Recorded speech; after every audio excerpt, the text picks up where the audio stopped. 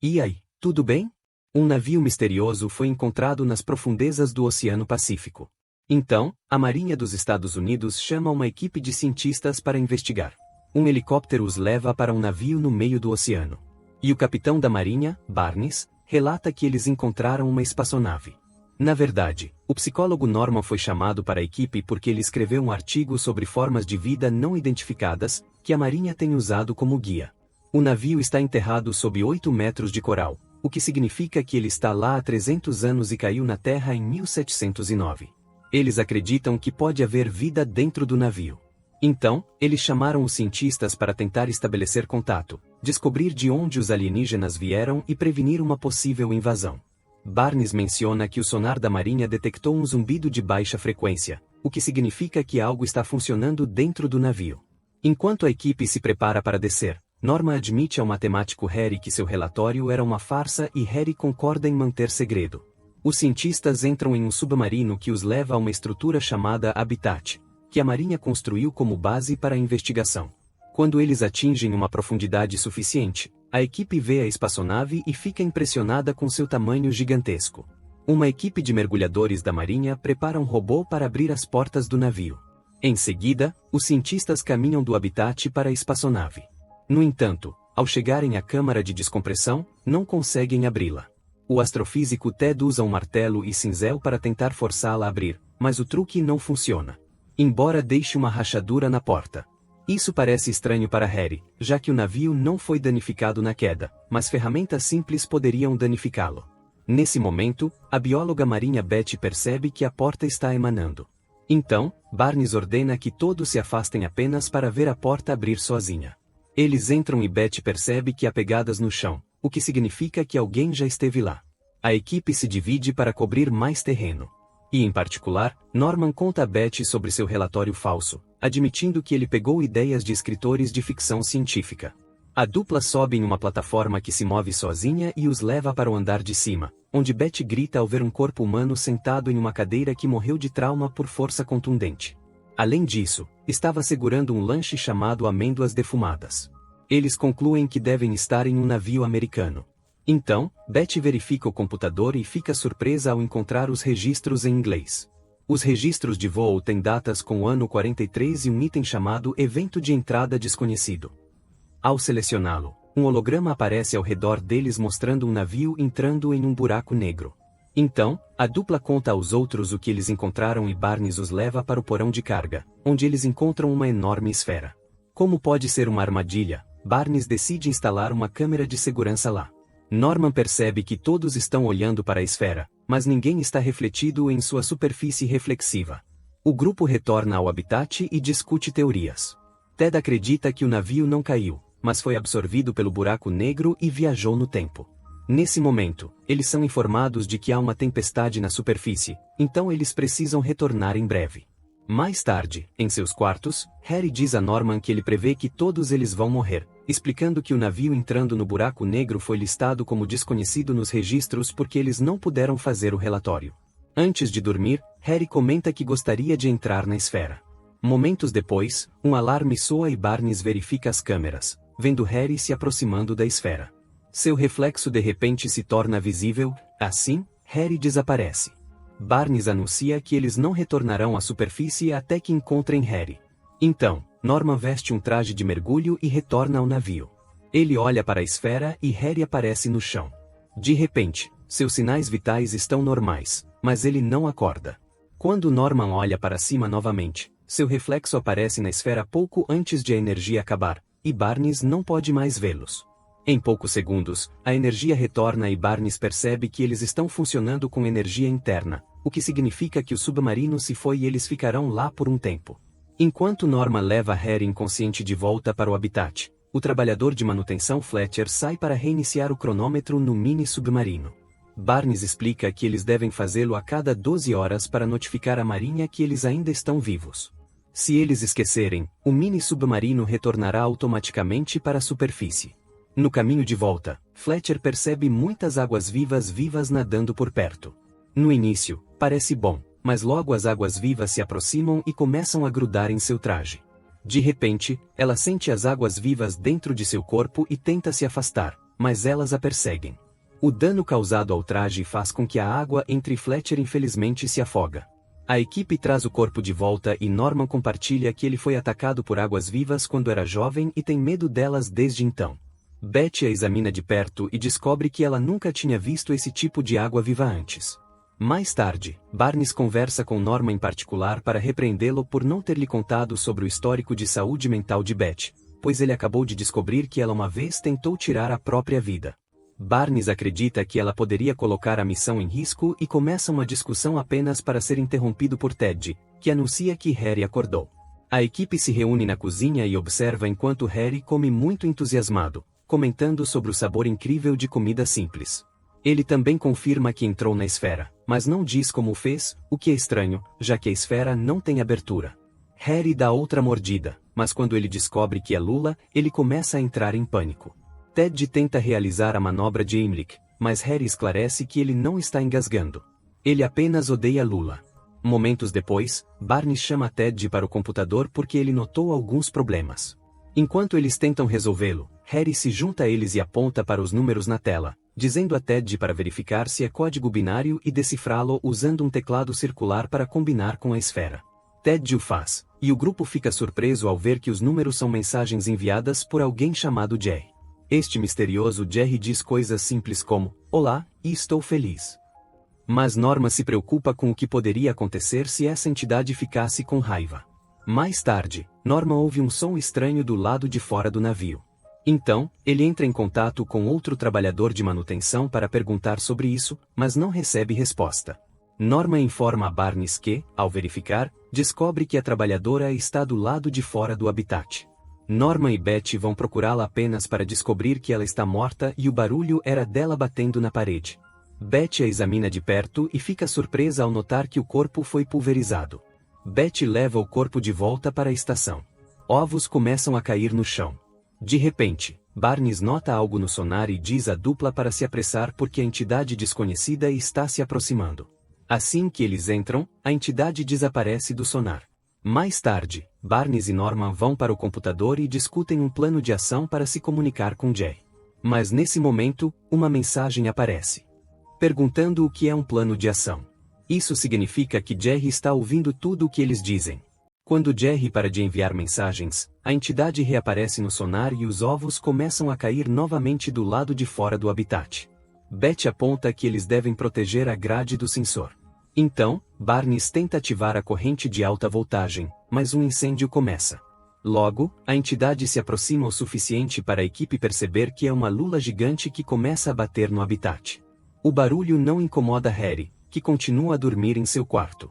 Barnes observa que a pressão está diminuindo, então ele envia Ted para consertá-la. No entanto, quando Ted vira a válvula, ele recebe um choque elétrico que o joga contra a parede, deixando-o inconsciente. Enquanto Norman corre para virar a válvula, a lula continua a atacar. Então, Barnes ordena que Norman ative a corrente de alta voltagem novamente. Assim que ele puxa a alavanca, a lula desaparece, mas outro incêndio começa na sala. O grupo corre para apagar o fogo e Ted acorda para ajudar. As portas de emergência são ativadas, então Barnes as bloqueia com uma caixa para que eles não fiquem presos. Infelizmente, quando ele tenta mover a caixa, ela escorrega e a porta esmaga Barnes até a morte. Ao mesmo tempo, parte do teto cai sobre Ted, prendendo-o. Ele diz a Norman para sair enquanto as chamas o consomem e o matam antes de se extinguirem. Depois, Norman tenta entrar em contato com Jerry para perguntar quem apagou as chamas, mas em resposta, Jerry pergunta a ele se ele gostou da lula e revela que ele pode manifestar mais. Norman tenta explicar que essas manifestações estão matando pessoas, mas as mensagens apenas pedem a ele para parar de chamá-lo de Jerry. Então Norman vai ver Harry, que está lendo 20.000 léguas submarinas. Quando Norman menciona o ataque, Harry diz que dormiu durante todo o incidente. Então ele comenta que adora o livro, mas não consegue passar da página 87 porque é muito aterrorizante. Ele lhe fala sobre todas as mortes e o fato de que a maior parte do oxigênio acabou, mas Harry permanece estranhamente calmo. Mais tarde, Betty lembra a Norman que eles precisam reiniciar o mini-submarino. Norman admite a ela que ele suspeita de Harry e acredita que ele poderia ser o responsável pelos incidentes. Então, ele decide fazer o reset enquanto Betty assiste Harry para mantê-lo longe do mini-submarino. Norman sai e rapidamente faz o reset. Mas no caminho de volta, ele percebe Boia saindo de seu traje e chama Betty para ajudá-lo. No entanto, é Harry quem responde.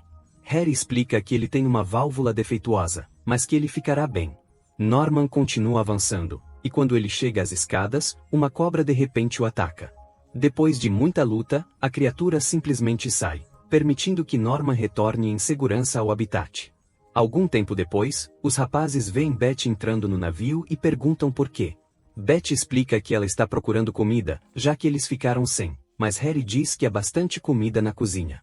Norman fica com raiva e grita com Betty por não ter assistido como ela havia prometido. Ele também menciona a comida na cozinha. Betty verifica a geladeira e os armários, mas fica confusa porque jurou que eles estavam vazios antes. Norman continua a discutir com ela, e Betty perde a paciência, acusando Norman de acreditar em Harry em vez dela. Ela também o lembra de que Norman nunca contou o que ele fez dentro da esfera. Quando Norman pergunta a ela se ela também entrou na esfera, Betty simplesmente sai da sala. Mais tarde, Norman pega o livro de Harry do chão. Mas quando ele olha para cima, ele vê que Harry ainda está lendo o mesmo livro. Desesperado, Norman abre os armários e encontra mais cópias do livro. Percebendo que Betty estava certa, ele corre para o computador e pergunta a Jerry o que está dentro da esfera. Mas a resposta novamente pede a ele para parar de chamá-lo de Jerry. Desesperado por respostas, Norman verifica o código e percebe que Ted mudou algumas letras na decodificação. O nome da entidade é na verdade Harry. Enquanto isso, Betty sai do habitat e prepara alguns explosivos. Quando ela retorna, Norman diz a ela que a entidade é Harry. Harry está manifestando as criaturas estranhas ao redor deles. Norman também pede a Betty para ler a página 87 do livro, que fala sobre um monstro com tentáculos incrivelmente longos. O resto do livro está em branco, pois Harry tinha medo de continuar a ler porque ele odeia Lula. E depois de entrar na esfera, Harry ganhou o poder de manifestar esses pensamentos. A dupla concorda que eles precisam fazer Harry dormir profundamente para parar as manifestações. Então, eles procuram sedativos nos suprimentos médicos do navio. Eles invadem o quarto de Harry, e Norman pula nele para imobilizá-lo enquanto Betty o injeta com o sedativo, fazendo Harry desmaiar. Mais tarde, uma mensagem chega da superfície informando-os que o tempo melhorou e que eles poderão retornar à superfície em 6 horas. Norman vai a um banheiro inundado para escovar os dentes. E uma cobra na água aproveita a oportunidade para subir por sua calça. Norman grita e Betty corre para o banheiro e agarra a criatura, reconhecendo-a como a cobra mais venenosa do mundo que não deveria estar debaixo d'água. Depois, Betty pede a Norman para encontrá-la no laboratório, mas quando ele chega, ela o tranca lá dentro. Ela explica que ele é quem está manifestando as cobras, então ela quer que ele também receba uma injeção de sedativo. Norman não acredita em Betty, então ela continua dando exemplos. Harry está dormindo, então a cobra não poderia ter vindo dele, e as águas vivas eram o medo de Norman, assim como a Lula era o medo de Harry. Como Norman se recusa a cooperar, Betty decide cortar o oxigênio na sala e o laboratório começa a inundar. Teimosamente, Norman mergulha para pegar um cilindro de oxigênio e consegue escapar por uma escotilha.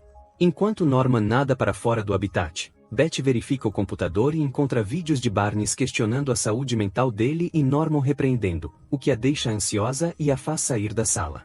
Quando Norman retorna, ele ouve Betty chorando e tenta confortá-la, concluindo que ambos estavam dentro da esfera, assim como Harry. Falando em Harry, ele acorda e exige uma explicação. Norman explica que a esfera lhes deu o poder de manifestar seus pensamentos na realidade, e o mesmo provavelmente aconteceu com a tripulação original, que provavelmente cometeu suicídio devido à paranoia. Nesse momento, o computador anuncia que os explosivos do lado de fora do habitat foram ativados e eles têm 13 minutos para evacuar. Betty explica que esses explosivos foram trazidos para explodir o coral, mas ela os armou como uma defesa contra as criaturas. No início, ela pensa que uma nova manifestação os ativou, mas então ela percebe que seus próprios pensamentos ativaram os explosivos, pois ela estava pensando em tirar a própria vida novamente. Para piorar a situação, Harry aponta que o explosivo irá desintegrar tudo porque o navio tem hidrogênio líquido. O grupo imediatamente corre para o mini submarino, mas uma vez lá dentro, eles não conseguem ligá-lo. De repente, eles são transportados para dentro do navio, então eles começam a procurar uma saída, mas apenas conseguem andar em círculos. Finalmente, eles acabam em frente à esfera, e o reflexo de Norman diz a ele para pressionar o botão. Percebendo o que está acontecendo, Norman diz a seus amigos para liberarem seus pensamentos e instantaneamente o grupo reaparece no mini-submarino.